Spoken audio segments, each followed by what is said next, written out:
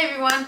So today I'm doing my intro. Actually I'm doing it after the reading vlog because I lost the footage, but I wanted to share with you just so you kind of understand what I wanted to do with this reading vlog, what my process was. So basically I wanted to really read the books that I own. It's one of my goals for this year and probably the subsequent years.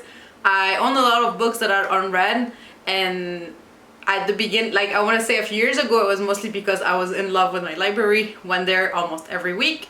Now that I go a lot less, things, getting busy and everything, I decided to be more mindful and actually just read the books that I own. And yes, a lot of these behind me are unread, so that was my goal. The way I did it was I was just scrolling, and I'll do a little screenshot of what that looks like.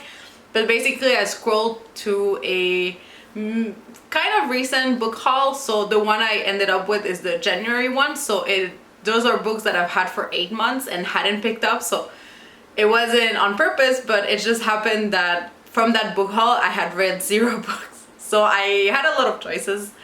And the idea was for me to read as many as possible in a week, but because I had read 3 and there was still 2 days left, I thought I would squeeze in a 4th just to kind of make it like I'm at least reading half of the book haul, because in total there was 8 books. So yes, for the 8 books, the one I didn't count, so for me it was 7 options, was Regretting Motherhood, because it's a nonfiction and I don't really like to hurry on those. I really like to take my time with nonfiction. I had my options for 7 and that was my plan. Honestly, in hindsight, I really enjoyed this.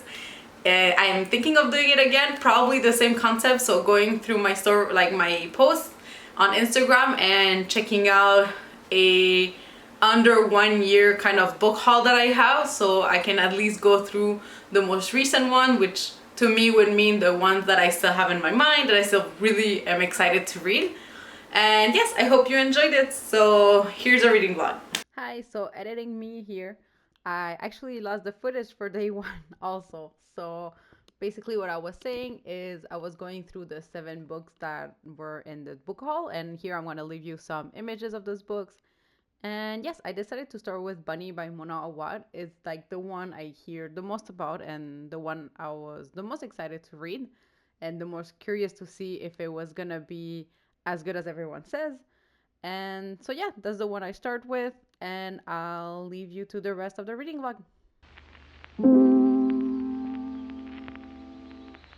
Hey everyone, so this is after work and after workouts, and I just wanted to update you on Bunny because I made quite a big progress.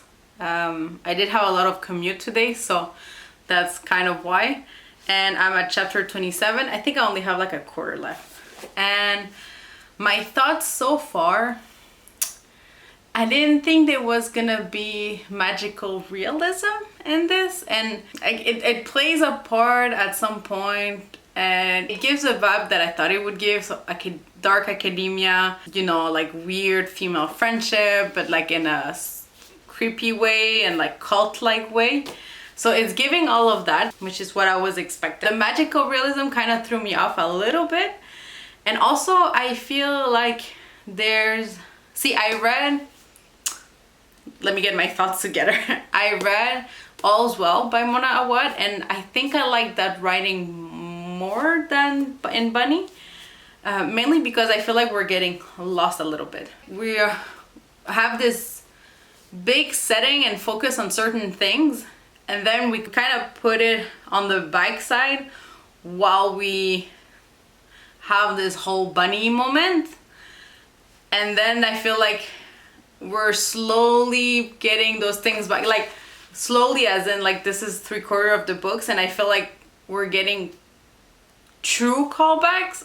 I don't know how to say it without spoiling. Just to say, like, there's something about the pacing that feels a little weird to me in this book. I'm enjoying it though, but see, now at the 3/4, I'm just kind of waiting to see how it ends. I'm waiting to see if it's gonna be what I think it's gonna be. I'd like to be surprised, but yeah, I don't know. And because I think I'm gonna finish Bunny tonight and I'll have time to like start another one, I think I'm gonna start Arboreality. I don't know if it's gonna focus. I hope it's focusing. It's a really pretty cover. And it's fairly short, so I think I can easily start it. And then I'll be able to finish it, I think, tomorrow. I have a pretty normal, non-busy day tomorrow. So, yes. Good morning. So today I ended up waking up very early. So I could finish bunny this morning. I didn't end up finishing last night. But that's okay. So I finished the last quarter. Yeah. So I finished the last quarter of this morning, and like fresh thought. I enjoyed it, actually. Kind of like how we ended. I liked all the twists in the last quarter. Like I was saying before, just the first 3 quarters, they were good, but it was kind of starting to dwindle down for me. But truly, the last quarter was very fun. Lots of things happened. And I like the twist. I like how it ended up. So, I'm not sure. 3.5, 4. I'm hesitating. But it's between a 3.5 and 4 stars for me. Like, it was enjoyable. So, I'm going to start Arboreality. I still have some time before I need to get ready for work. So, I think I'm going to start maybe the first 15, 20 pages. It's fairly short. And I do believe I could finish it today if I do like read all through my lunchtime and after work. And I don't have a big schedule tomorrow. So definitely I think I'm gonna finish this today. It's lunchtime. I was able to read 30 pages. I still have some time left, but not too much. So I just wanted to update you guys. So far, I'm depressed.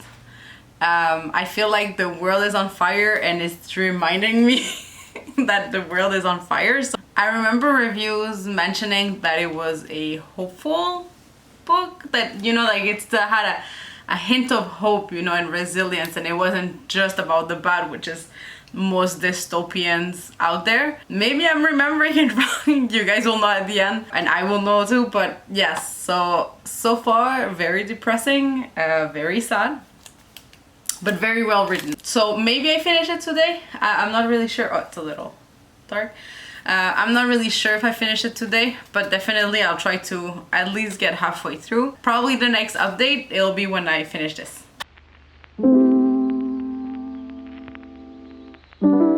Hi, so today's update, it's actually gonna be a pretty long update just because yesterday's footage got completely lost. So I'm gonna go back to my update of yesterday. And yesterday I finished Arboreality. I think I ranted a little bit on my review. I won't review it now. I'll do like a end of the reading vlog wrap up, I think. But basically what I was saying is that at the beginning I felt that it was a little too on the downside. It's a very depressing premise. This is, I want to say, not science fiction or dystopia. I want to say it's speculative fiction, in the sense that it is very much taken of, like, if it was today and we kept going at the rhythm we're going, this is like the level of disaster we would be living through, and how it would affect us and our food and our life, every aspect of it. So it is a bit of a downer, a lot of a downer actually. I think that's why it took me, it's really short, but it took me a day and a half, I think, to read, because I just needed to take a break because it was a little depressing. In the first half there was some moments where you could see like little hopeful moments, and I think you see it more in the second half also. Second half kind of builds, you know, it's a lot of vignettes of in the same community, but from different people that are sometimes connected, sometimes like far connected.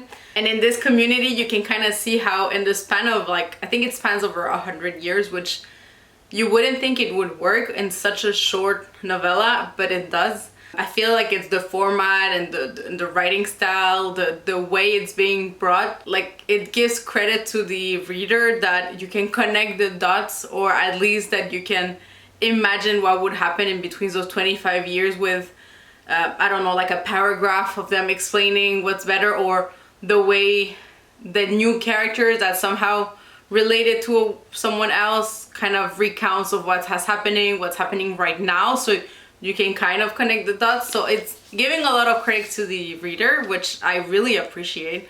I don't think a lot of books do it. And the last half was the hopeful and the resilient novella that I thought it would be, and that I needed it to be, honestly, because it would have been so depressing without it. And I would recommend it. Like, it is pretty short, so I mean, you could still do it a short novella, but if you are going through it, like if you're interested in anything environment, climate change, all of that, without it being so science fiction and dystopia like, but a lot more realistic, I would say push through it. Yes, it's kind of on the downer at the beginning, but it gives little nuggets here and there, and the second half truly makes it worth it. I really enjoyed it. The more I think about it, the more I want to give it a 5 stars. I gave it a 4.25 and I lowered, like on Goodreads, there's no point something, so I put 4 stars on Goodreads. But the more I think about it, it's more like a 4.5 and like rounded up for Goodreads, because I really enjoyed it. So yes, I finished that yesterday. Curiously enough, this is also set in like a dystopia. I want to say maybe less speculative fiction, maybe more of a dystopia. I read a little bit since yesterday. I didn't read a lot, like 50 pages. And it's the same premise of the world is kind of going to like, there's no more food.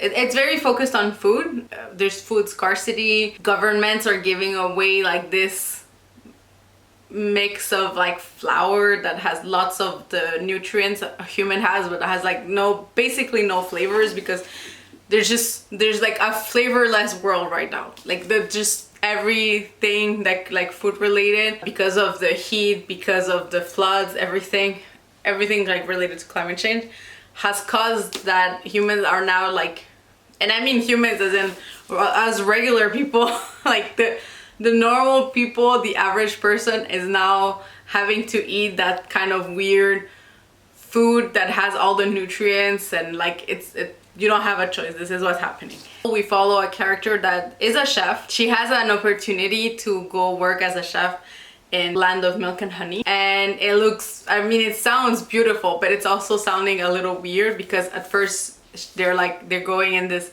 very secluded place in the middle of nowhere, and it's this very like, and it's for being a private chef, but it's like with this very wealthy and weird person. Like, she has never met him before, and it's like a weird interview, and then she meets the daughter, who's also peculiar, as like billionaires are. So yeah, it's another point of view on that. Maybe it wasn't a good idea to read them back to back, I have to say, because this feels like I try to separate them, because this is very focused on food, on the characters like exploration, the characters finding herself, not only through the fact that she used to be a good chef and like her career was all she was, and like that's what she wanted to do and give herself her time to her career.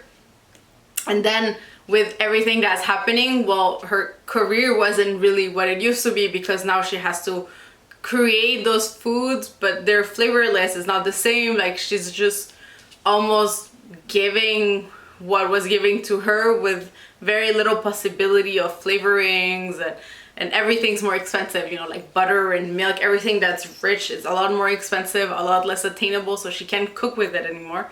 And so I think it's how she's coping with that by now being this private chef, that because they have so much money, she's allowed, and she's back into her rhythm of having those kind of foods, and like even more expensive food, even more like ridiculous types of food that rich people would want to eat. I think it's interesting. Like, I like the writing so far. I think it's interesting. I'm wondering where it's gonna go from there.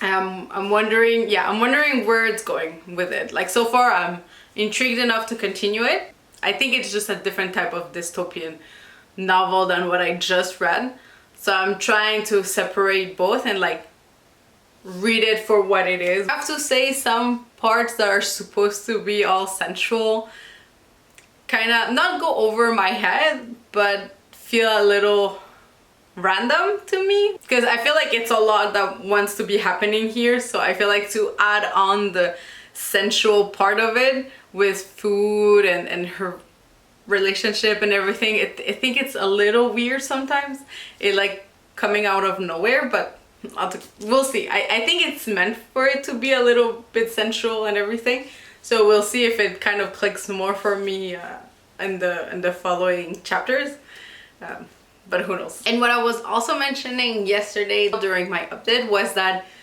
I did like plan this for it to be just a week-long vlog. So I started on Monday, so technically I should finish on Monday. So I have a few days left. Like, I think this might take me, that's the thing, I think it might take me the whole weekend, just because I have plans for today, tomorrow, and then Sunday morning, and maybe now Sunday afternoon. So my weekend is kind of filling up, so I think I'm gonna finish it. That being said, because I kind of want to at least read half of the book haul I had, I'm tempted to read at least one more, like push my reading vlog just for a couple of days so I can get one more book in. So yes, I'm hesitating. So I'll try to update you guys tomorrow. If not tomorrow, then it'll be on Sunday. I think I can find like a little window to update you guys, and hopefully then I'll finish Land of Milk and Honey. But if not, I'll still do like a little update if I'm still okay with the plan that I have, and we'll see. So I'm here with my penultimate update for my reading. I finished it 2 days ago, so it took me a while to update you, but I think it was good for me to like have the book and think about it more. My first impression when I finished it was more of a 3-star. I think it suffered from me reading just before Arbor Reality, which was a great dystopian, if I were, like speculative fiction about end of the world, you know, climate change and everything. While this one, I think it was too surface level for me. I think it lacked a bit of depth, not because of the writing, because the writing was beautiful, but more of the themes it mentioned without really going into depth. For example, I think the main character, I couldn't never connect with her. I felt like even though she was supposed to be 29, she felt more like a beginning of 20s kind of personality and ways of thinking and thought process. So that was a bit of a disconnect. And also there was mention of like first generation, you know, her mom being an immigrant, that kind of part of her history. And I think it was mentioned and used more as a means to the end to like explain in some way some of her actions, but without really going into depth. So it felt more like it was using that fact to push a little bit the story and her reasoning of some of the actions. Another one was there was a whole aspect of food shortage. There was some mention about, I want to say, nationalism from Italy, a bit of from France and everything. There was like this slightly political debate that was again just mentioned, but I feel like it would have been more interesting to see how it actually affects maybe the mission they were doing there and this like specific land at the borders. So maybe more speaking about the border situation, how it compares to other border situation we read about, like example US and Mexico. Like I feel like this is talked about a lot, but in those countries you don't hear about it a lot, and I think it would have been more interesting to see that point of view, how nationalism doesn't just come from the US and it can kind of lead to this alienation for immigrants, because it was a big factor of the downfall, I would say, of the mission she was in, it like her job at the Land of Milk and Honey. But again, I think it was used to push the story and the characters to make a decision, and not more than that. Like it wasn't explored enough. I liked it enough. I wish I had liked it more, but the writing was very good, so I would definitely read more about this author. In the end, I think it was just a 3.5 for me, so it was okay. It was okay. It had interesting themes, just not deeply explored in my very humble opinion. I started The Rain Heron, and I think it's gonna be my last one for this reading vlog. I'm hoping to finish it in the next few days.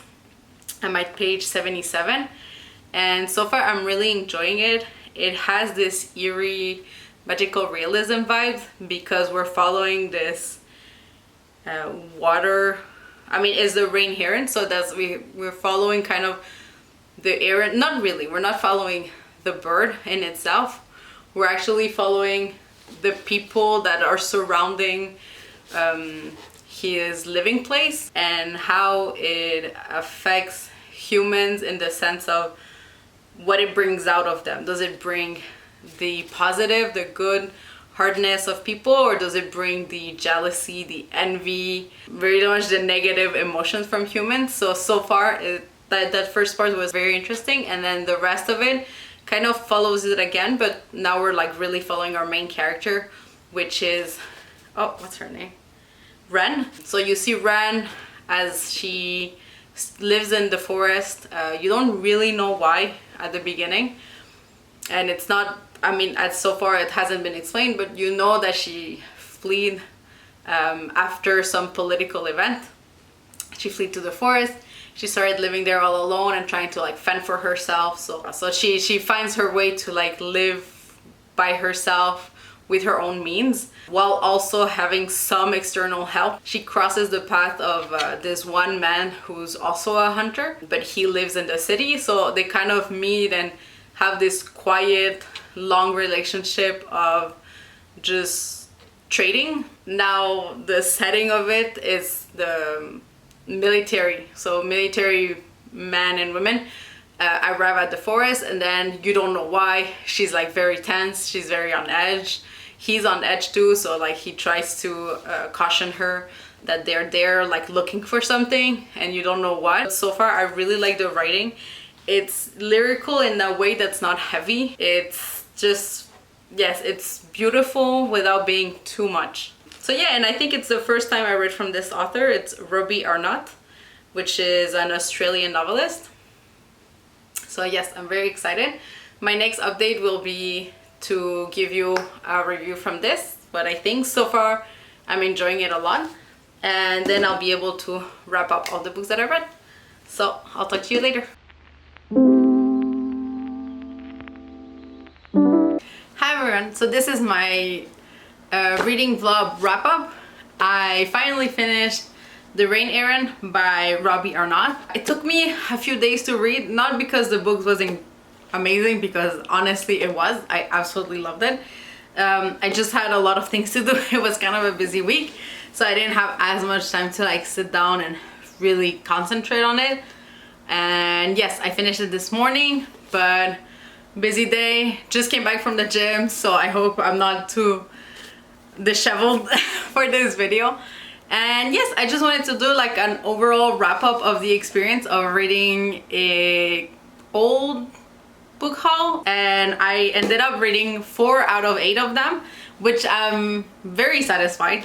Actually, this one that I completely disregarded because it was a nonfiction and I didn't want to rush through a nonfiction. Without that one, it would be like I have 3 left to read.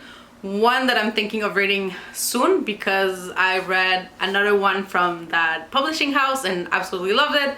So now I think I'm ready to like delve into a new story about them, like published by them. First, a review of this. The Rain Heron, I think I kind of explained what it was about in my last video, so I won't go back into it, like I don't want to repeat myself. But basically, if you like magical realism, I think you will love this. And not heavy magical realism, right? Like I feel like there's like a broad spectrum of how magical realism it is. Sometimes it's like just a little drop there. Sometimes it's like it's very involved in like the character's life or the way they live. So I think it depends. I would say this is more towards the just a little bit, you know, it's like slightly, it's there, and it's almost like to them it's a mix of magical realism, and for the people who haven't seen The Rain Heron, it's almost like a fantasy, a fairy tale that you tell kids. So if you like more in that side of it, I think you would really enjoy it. I personally like every type of magical realism. It's just something that I absolutely enjoy. So yes, this was very well done. I enjoyed it, and yeah, I don't want to repeat myself, so I'm not gonna go back in it, and I don't want to spoil you either. I would say, as far as Australian authors, this one is up here. Robbie Arnaud, I think I'm gonna read a lot more of his books. I think I saw he had other books out, so definitely interesting because the writing was beautiful. It wasn't that heavy-handed. Like, it's definitely literary fiction, but it's not heavy-handed, and it's not like too much and too flowery. It was just the right amount, and it still got straight to the point, and it has this darkness to it and this magic to it, and while keeping it very grounded. So yeah, I absolutely loved it. This is an easy 4-star, maybe more 4.5. I very much enjoyed the whole reading process of it. So yes, I would definitely recommend it. As an overall wrap-up, I really enjoyed the experience of going back to my other book hauls. What I found really funny with the ones that I read, it's, at the exception of Bunny, I think they all had this either very at the front of the story or at the back of the story theme of climate change, which honestly I didn't know when I bought these books together.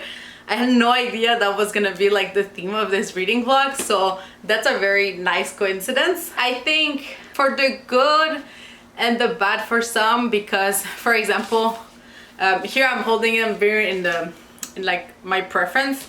Arbor Reality is like my favorite of this whole reading vlog. This is an easy 4.75, almost 5-star basically. Just absolutely loved it. And yeah, this one is like the main theme is climate change, and again, I won't go back into my thoughts of it, but very much enjoyed it. Great. And this is the one that is by Stelliform Press, and I did buy the other one. I got another one from them, and I think I'm gonna read it sooner rather than later because this was amazing. My second favorite, of course, was the Rain Heron. Loved it too. It was beautiful, great written, and this one also had like in the background, it wasn't the main theme, and yet you could still see the effects of climate change and the way politics and military starts to get out of hand, right? Like, they don't know what's happening and how to arrange it, so it gets a little bit violent, and that part you see. But yeah, it's like you just kind of know in the background that something's going on. It's just not explained, and it's not really the main story, like the main plot of the story. So this one I really enjoyed. My next favorite was Bunny by Mona Awad. Again, really enjoyed this. This is more like a 3.5, just because I think I liked All's Well more. Yeah, it was I think what I keep in my mind, like, I've all read this book in like almost 2 weeks, like a little less than 2 weeks. What I'm really keeping from this book is this sense of, I think I wanted more, you know, more of the academia, more of this weird cultish friendship that's building, and the reasoning behind it, and not to explain it, but just to have more, you know, just like dig deeper and make it even, you know, more of a vibe. And I thought that's what it was gonna be, so it wasn't exactly that, but it's okay. I still really enjoyed it. Definitely would still read more from Mona Awad. And then my least favorite, unfortunately, because I really wanted to love this, is Land of Milk and Honey by C. Pam Chang. And this one, yeah, again, I won't ramble. I think I rambled a lot when I explained why I was like a mid-read for me. Not a bad read, like, definitely don't get me wrong, the writing was very nice. The story was interesting. It's just not what I was expecting, and not enough, especially because this also has, it's very prominent, the climate change. And if I compare to this, it's just, I think I shouldn't have read them back to back, because I think this one suffered from it. So yeah, not my favorite, but still enjoyable. Like, I would still read more from that author, just yeah, it wasn't as good as I thought it would be. But yeah, these are the 4 books I read this week. I'm very excited. I honestly really love the concept, so I think I'm gonna do it again. If not by this end of the month, maybe next month.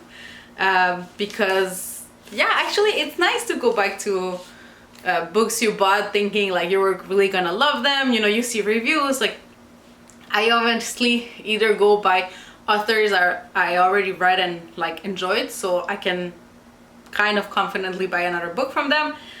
But most of the times I go by like booktubers and like Instagram and the reviews there and the themes to see like if it like meshes with me. Yeah, I'm usually very excited when I buy the books. It just so happened that these 2 were like 3 stars, so that's a bit disappointing, but it's okay. I still enjoyed them. I'm still happy that I finally read them, because I feel like all of these, maybe these 2 less in Bookstagram. I haven't heard a lot of people read them like and review them on Bookstagram, but definitely these 2 were all over the place, so I really wanted to read them and see for myself what they were all about. So yeah, super happy. And let me know if you like it. You can like, you can comment if you have any thoughts about these books and you want to chat more about it, and subscribe if you enjoyed this content. Like, I'm gonna try to do at least 1 video a week, so if it's type of content, if there's any type of content you want to see, let me know and I'll try to make sure to film it for you. I'm still new at this, so I hope you enjoy it. I hope you enjoyed this video. Bye. Tengo lo mío, yeah. No estoy pendiente a lo que tú estás haciendo, que yo no la estoy rompiendo.